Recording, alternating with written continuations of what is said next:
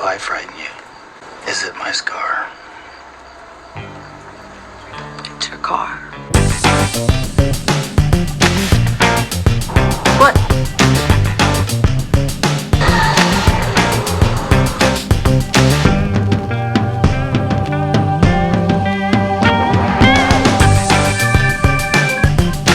Now, did you or did you not say that? What? No. Answer the question, mother.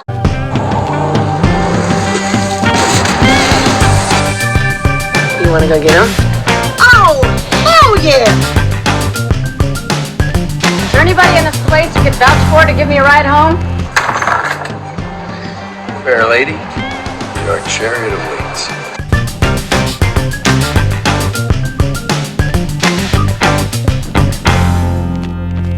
Now I know this is a new background. Just bear with me. We're in this together. Son of a... This video is sponsored by absolutely no one. Death Proof premiered in the year 2007, and it was directed by none other than the infamous Quentin Tarantino. He's best known for Pulp Fiction, Kill Bill Volume 1, Kill Bill Volume 2, Inglourious Basterds, Django Unchained, Jackie Brown, Reservoir Dogs. Now Tarantino himself has called this film his least successful movie, the black sheep of his entire filmography. And look, I get it. It's more of a C-rated movie. It was first labeled under a drive-in slasher drama. So originally the film flopped when it was first released. But then over time, like most cult classic movies now, it's found its own audience. It's found its own cult following. And I am a part of that cult. It's one of those movies you find yourself enjoying throughout. The plot centers around Stuntman driver Mike. Stuntman Mike seeks out young women to take out on deadly drives in his car. The stunt car that's built for car wrecks. It's built to withstand pretty much of any of the highest impact, leaving him with minimal scratches, while he created the passenger side to be a built-in death trap. The car handle and seatbelt are taken out and it's replaced with its tractor seat, and there's a little voice box in the clear window divider so he can hear his victims scream out in pain, and he can get a clear view of them while they're dying. He wants to watch and hear the whole thing happen because he's a sick, twisted individual who gets off on decapitating young women. He traps the young girls in his car and purposely crashes the car to watch the women die. Yeah, so we're in for quite a ride, ladies and gentlemen. The movie becomes only more compelling from here on out. But before we watch this movie, let's get into some of the controversies, or at least I should say one of the controversies that Tarantino has found himself in. We're not talking about the foot fetish. No. This is the wrong channel. There has been some debate on how Tarantino represents women in his movies. His most recent film, Once Upon a Time in Hollywood, Margot Robbie's character barely has any dialogue throughout the entire film, and apparently fans of Margot Robbie's have complained that even though she's the one main girl in the film, she barely had a speaking part. But let me tell you guys how wrong those haters are. Or maybe I should quote Tarantino himself. I reject your hypothesis. I just reject your hypotheses. He was accused of giving Sharon Tate, yes, the Sharon Tate. If you don't know who Sharon Tate is, I can't help you. Your school system / university failed you, because, to be honest, I didn't learn about the Manson family murders till after I graduated high school. I never heard about Jonestown. I never heard about any of these cults. But anyway, the Manson family, a very well-known one. But I will be sure to talk more about Sharon Tate when I analyze Valley of the Dolls, because I do plan on doing that movie soon. But yeah, he gave Margot Robbie's character happy-go-lucky dream girl. Listen, Margot Robbie herself had asked to play Sharon Tate. She's famous enough now where she has her pick of the litter. She can choose whatever role she wants. And Margot Robbie wanted to play Sharon Tate. And she actually gave a very excellent point on why her character didn't have many lines. Moments that I got on screen gave an opportunity to honor Sharon, and the lightness to really show those wonderful sides of her, I think could be adequately done without speaking.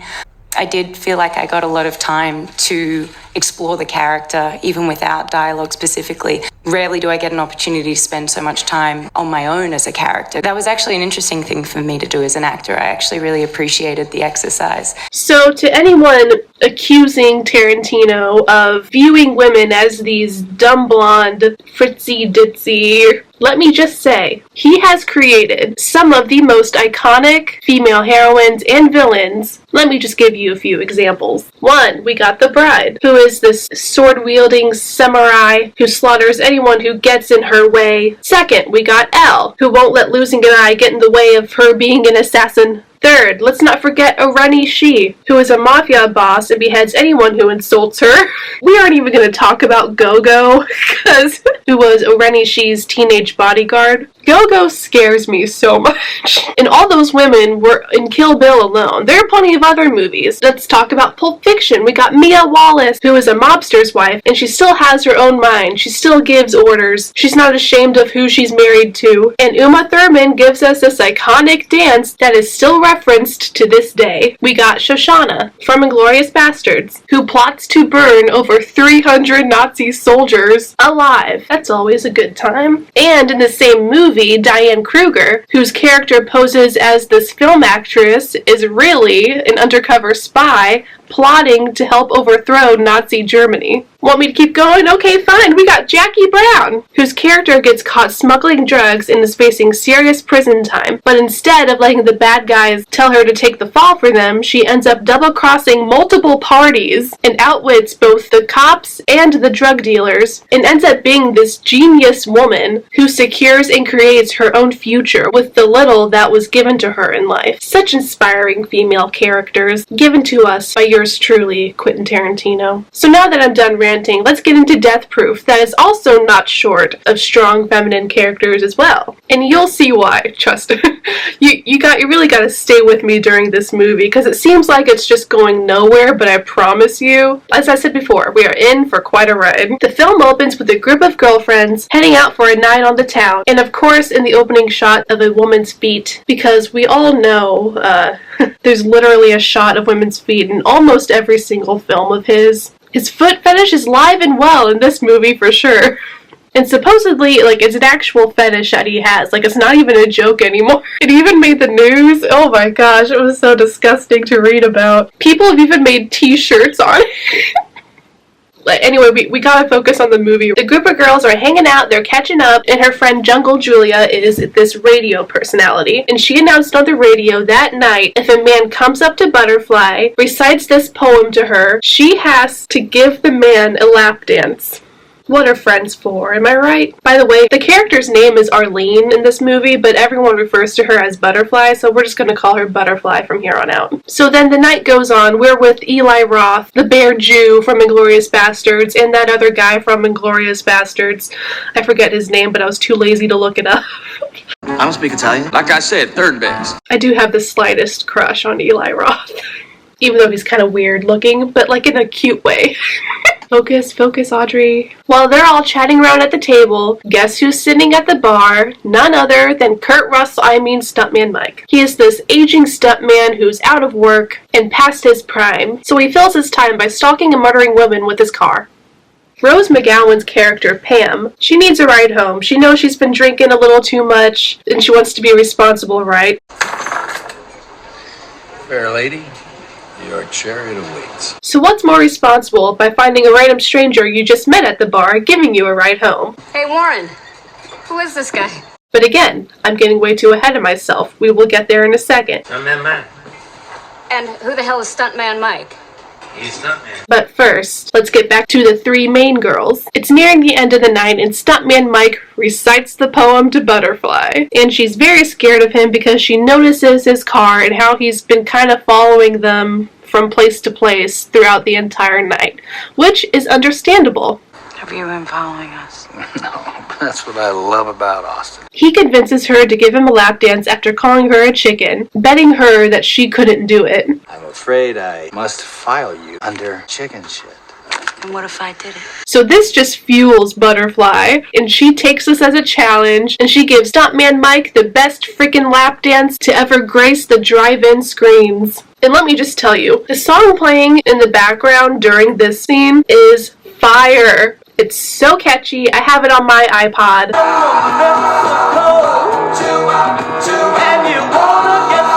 I listen to it almost every morning on the way to work just to give myself a boost for the day. The song is called Down in Mexico. And I just love Rose McGowan in this scene. Like, she's not even dancing, but she's just kind of to the side of the screen, just encouraging Butterfly. And let me just say, Quentin Tarantino, he made this actress look good. Maybe because they were kind of already dating in real life. Yeah, that's a whole other thing. But he knew she would nail it, and she did. I could never do it.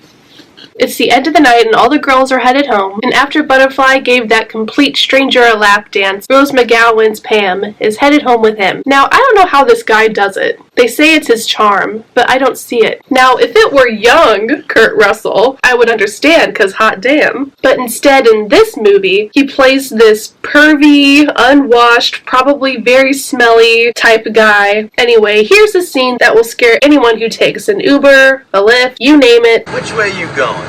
Left or right? Right. That's too bad. Anyone who gets in a car with a stranger, our parents warned us. Well, because it was a 50-50 shot on whether you'd be going left or right. You see, we're both going left. But now this will come to full fruition. You're gonna have to start getting scared immediately. He goes left. Rose McGowan's acting is perfect in this scene. She conveys every single emotion in less than 15 seconds. I know it's a joke. I know all about jokes. The fear, the denial, the fake laughter, like, haha, this is a funny joke, haha, but stop now. And just the hopelessness in her eyes when she realizes she is done for. The scene kind of makes your heart skip a beat, because it goes on for a long time. I mean, it's just under 3 minutes, but it feels like it goes on forever, because you just want it to stop. You're just hoping that she makes it out. You're hoping that she finds a way to escape this guy. But again, there's no handles on the inside. There's no seatbelt. Like, the moment he crashes, I mean, you really watched this girl's demise from beginning to end. Anyway, Tarantino, you scared me again. After he kills Rose McGowan, he goes and finds the other 3 main girls. The suspension that builds up with this car crash makes you hold your breath, like, oh my gosh. It cuts back and forth from the girls to the stuntman, back to the girls, then back to Stuntman Mike again. Then the crash happens in full force. We are given a replay of what happens to each girl during the crash, and boy is it graphic. I won't be showing it because a lot of people can't stomach gore. I mean, I can watch it because I'm very desensitized. But you know, it's Tarantino. He's gonna give you the blood and gore. Yeah, if you're really curious about what it looks like when a girl's face gets peeled off with a flying tire, then Google it on your own time. So he succeeded in killing all 3 of the main characters. Very depressing, I know. I was really pissed off when they all died, but alas. And that's the end of the first act. Now we're back to the second act. With Tarantino's movies, he always gives his endings kind of a silver lining. So the second act of the movie starts out almost as if we were watching a part 2 of sorts. They're showing the aftermath, and he's on the hunt for new girls to find and kill with his car. And this is where we meet mine and most people's favorite group of girls. So these are the 4 new main characters of the film. As I said, this is a part 2. This is almost a different story, but it's the same story, but with different characters. But trust me, you will love these girls, I promise you. One's a stunt driver, one's a stunt woman, one's an actress, one's a hairstylist. But before he starts stalking them, we are given your trustworthy old foot shot of Rosario Dawson's feet. And Stuntman Mike, being Stuntman Mike, he can't. Anyways, you saw it. He's a f***ing creep. He drives away making his presence known, because again, he's not scared of them yet. All I'm saying is, looks can be deceiving. Let's get back to the 4 main girls. They're at a diner. You carry a gun? Uh-huh. You have a license to carry it?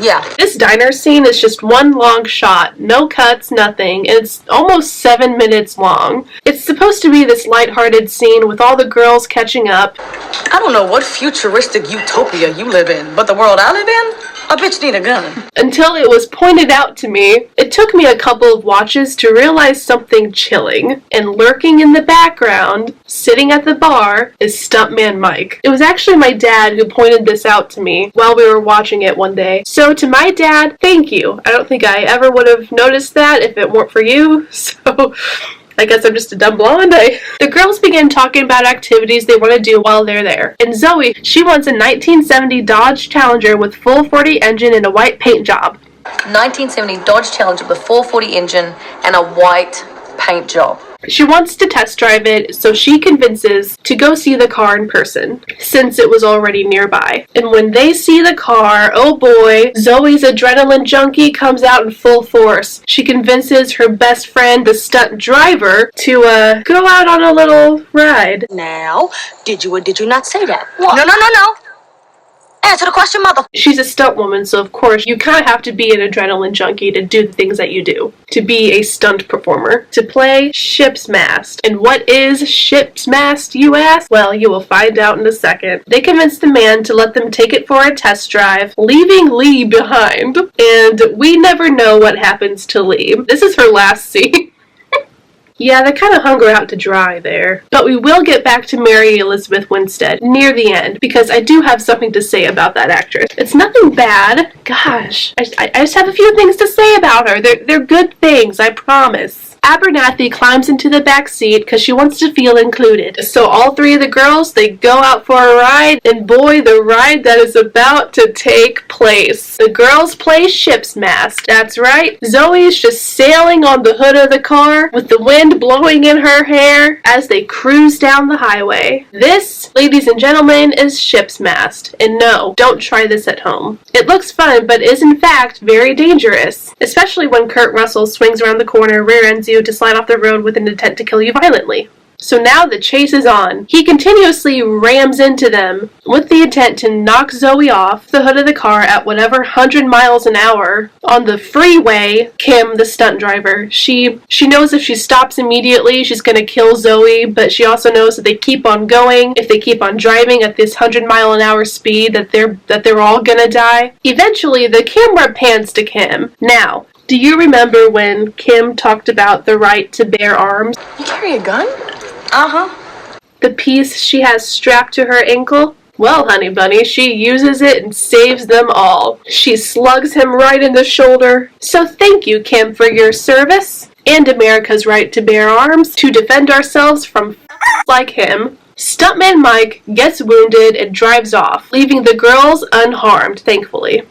I'm okay. But it's not over yet. The vote is unanimous. You want to go get him? Oh, hell yeah! Zoe grabs a rusty pipe from the pile off the road, and they chase his ass down. This leads to yet another car chase, but this time complete 180, because now he's not after them, they're after him. And boy, does he get his comeuppance. They sneak up from behind him and they ram him so hard he rolls and bounces multiple times like a yo-yo. And then you hear the sweet sound of his agonizing screams. Music to the ears, really. I think I'm going to hell. But again, the girls aren't done with him yet. They drag him out of his car, his only defense gone, and they start beating the shit out of him. Now, Death Proof may not be considered a highbrow Tarantino film, but during the last shot of the film, when the final girls approach Stuntman Mike and they start beating the shit out of him, apparently when the movie was premiering, the crowd of people in the theater went absolutely bonkers. Audiences in the theaters went wild. The entire theater was in an uproar. People were cheering those ladies on. They were hooting, they were hollering. Everyone was acting like they were at a WWE match. It's one of those very satisfying film endings where the bad guy is defeated and he gets what's coming to him. You reap what you sow, Stuntman Mike.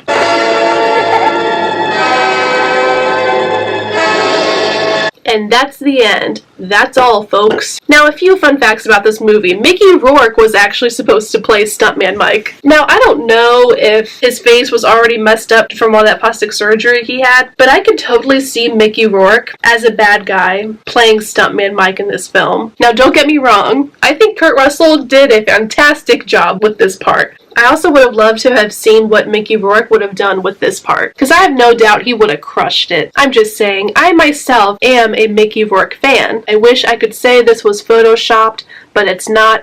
It's real. It's a Greek tragedy. My God, he was so fine. This man was beautiful. And thanks to the greedy agents, with the actor and director having nothing to do with negotiations, Tarantino ended up having to look for someone else to play Stuntman Mike. Tarantino ended up finding Kurt Russell to play Stuntman Mike, and him and Kurt Russell would form a great friendship after filming this movie, and they would end up making many more movies together throughout the years. That's one positive. Zoe Bell, you know, the girl on the hood of the car, she's actually a real-life stunt woman. She was Uma Thurman's stunt double in the Kill Bill movies. So she and Tarantino had already worked together before. Fun fact number 3. Vanessa Ferlito's lap dance on Kurt Russell is number 3 on the list of the top 5 sexiest dance scenes in horror movie history. You go, girl, you earned it. I mean, look at her. Does she not look a little bit like Angelina Jolie, or is it just me? I know they're not doppelgangers or anything, but the plump lips, the fox eyes, the long dark black hair, it's impossible to kind of not think of Angelina Jolie when you see Vanessa. Mary Elizabeth Winstead, I don't know if I'm saying her name right, I hope I am. Don't think I forgot about this gem of an actress.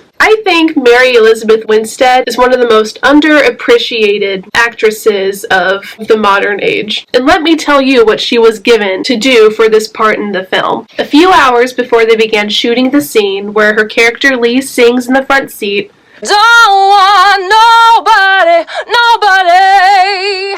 First off, that's her real singing voice. Very talented. She memorized this song within hours before the scene. Suddenly he was like, I want you to learn this song and sing the whole thing. Played it about 7 times, got very comfortable with the lyrics. She has a beautiful, angelic voice. Baby, it's you. I've always loved to sing, but I've never actually got to do it for people on a large scale. And she nailed it and made it into the final cut of the movie. Holy shit, right? By the way, I loved her in Fargo. Season 3 of Fargo she was in, with her real-life partner, Ewan McGregor. By the way, if you guys are ever looking for a new show to watch, you can't go wrong with Fargo. Every single season of Fargo is different, has different characters, different plots, different actors. I'm usually not one who likes revamps or reboots or remakes really, but the television show Fargo is the exception because it can still stand on its own 2 feet without constantly being reminded of the movie. Let me know if you want me to review Fargo because moving on. I think the television show Fargo is just as good as the original movie. Anyway, thanks for watching Death Proof with me. I know it's not as old as the other movies I've analyzed on this channel, nor is it the most thought-provoking of films, but it can definitely be a guilty pleasure, and I always recommend it to my gal pals. Every time I show it to them, they've ended up loving it. Give it a watch if you want to see all the gore in Tarantino glory. One of the best directors I know, who has created some of the most iconic bad guys, bad girls, and bad guys again, most epic villains. And don't forget to unsubscribe from my channel. I post very irregularly. And remember, life's a movie. Direct it well.